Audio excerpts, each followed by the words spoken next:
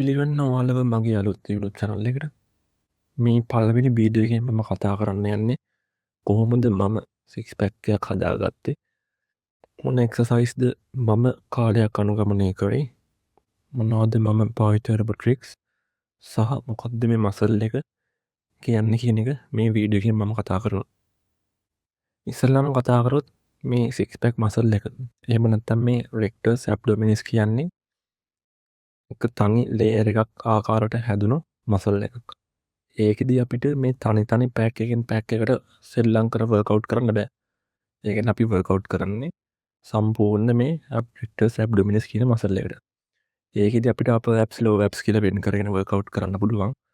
නමුත් අපිට අර තනි එක පැක් එකෙන් පැක් එකට වෙන වෙනම වර්කවුට් කරන්න බෑ.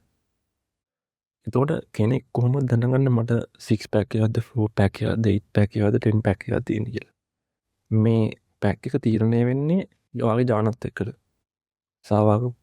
يعني ඉපදෙද්දී වාගේ මේ පැක් එක හැදිලා තියෙන විදිහට තමයි තියෙන්නේ. ඔයාට අලුතෙන් පැක් නිර්මාණය කරගන්න බෑ එක්සර්සයිස් කරලා. ඔයාට එක්සර්සයිස් කරලා කරන්න පුළුවන් මේ තියෙන පැක් එක මේ මසල් එක එළියට පේන්න හදාගන්න එක විතරයි. මෙන්න මේ rectus abdominis කියන මසල් එකට උඩින් තියෙනවා මේ ෆැට් ලේයර් එකක්. මේ ෆැට් ලේයර් එක කියන්නේ subcutaneous fat කියලා. ඒතර මේ ෆැට් එක තියෙන අපේ ස්කින් එකට යටින්. අන්න ඒ ෆැට් එකේ තරම වැඩි වෙන්න අර අපේ තියෙන පැක් මසල් එක එළියට පේන එක අඩු වෙනවා. එහෙනම් මෙතන බලපාන තව සාධකයක් තමයි අපි කරන එක්සර්සයිස් වගේම මේ ෆැට් එක අඩු කරගන්නවා කියන එක. එහෙනම් බොඩි ෆැට් එක 10 14 මට්ටමකට අරන් එන්න ඕනේ මේ පැක් එකක් එළියට පේන හදාගන්න නම්.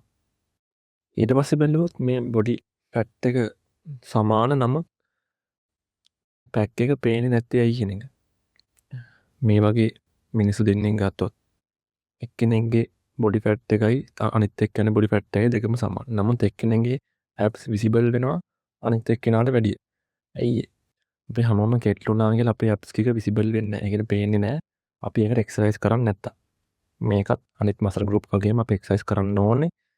මේ පැක් එක හදාගන්න. එහෙනම් හරියට වර්කවුට් ගන්න හදාගෙන ට්‍රේන් කරලා බලන්න. ඔයාලටත් පුළුවන් මේ පැක් එක එළියට පේන්න හදාගන්න. ඊට පස්සේ බැලුවොත් මම මොනවද යූස් කරන එක්සර්සයිස්. මම දැනට කාලයක් තිස්සේ එක්සර්සයිස් කරලා දැනට කරන් යන එක්සර්සයිස් දෙකක් තමයි මේ තියෙන්නේ. පළවෙනි එක කිව්වොත් කේබල් ක්‍රන්චස්. මේක අපර් ඇබ්ස් ටාගට් කරලා තමයි කරන්නේ. මේක තියෙන වාසියක් තමයි මේකේ වේට් එක ඉන්ක්‍රීස් කරන්න පුළුවන්. වේට් එක ඉන්ක්‍රීස් කරන තරමට තමයි අපිට හොඳ ප්‍රෙෂර් එකක් මසල් එකට දෙන්න පුළුවන් වෙන්නේ. ඒ හින්දා මේක බොඩි වේට් එකෙන් කරන එක්සර්සයිස් වල වඩා මම රෙකමන්ඩ් කරන දෙන හොඳම එක්සර්සයිස් එකක්. හොඳ කන්ට්‍රෝල් එක හොඳ බැලන්ස් එකකින් කරොත් මේකත් සුපිරිම එක්සර්සයිස් එකක් තමයි මේ අපර් ඇබ්ස් බිල්ඩ් කරගන්න තියෙන. ඊට පස්සේ මම පාවිච්චි කරන එක්සර්සයිස් එක තමයි මේ ලෙග් රේසස් කියන්නේ. මේක ඔයාලට බාර් එක ගෙල්ලිලා හරි මේ වගේ බිම දිගා වෙලා හරි කරන්න පුළුවන්. මේකේ ටාගට් මසල් එක වෙන්නේ මේ ලෝ ඇබ්ස් කියන එක. ඇබ්ස් වල ලෝ ඇබ්ස් කියන කොටස තමයි මේකෙන් ටාගට් වෙන්නේ. එතකොට මේකත් ලෝ ඇබ්ස් බිල්ඩ් කරගන්න තියෙන හොඳම එක්සර්සයිස් එකක්. ඉතින් ඔයාලත් මේ එක්සර්සයිස් ටික try කරලා බලන්න.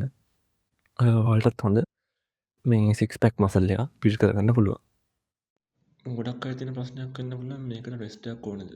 ඔව් අනිත් මසල් ගෲප් වලට වගේම මේකත් ග්‍රෝ වෙන්න නම් අනිවාර්යෙන්ම රෙස්ට් එකක් තියෙන්න ඕනේ. ඒ සෙෂන් දෙකක් අතර රෙස්ට් එක පැය 48ක ප්‍රමාණය තියාගත්තොත් හොඳයි එක දිගට කරනවට වැඩිය.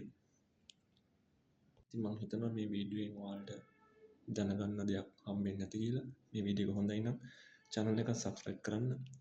ඊළඟ වීඩියෝ එකෙන් හම්බෙමු.